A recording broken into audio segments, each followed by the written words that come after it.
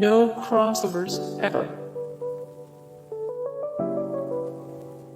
Travis's convenient telegraphing of doom.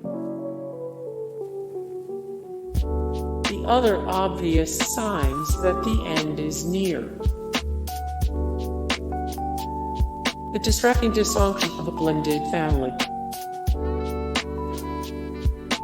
The potential squandering of fear. They buried the scariest Lede.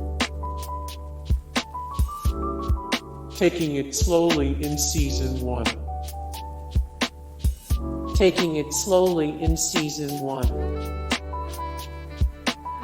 Don't half straddle the politics.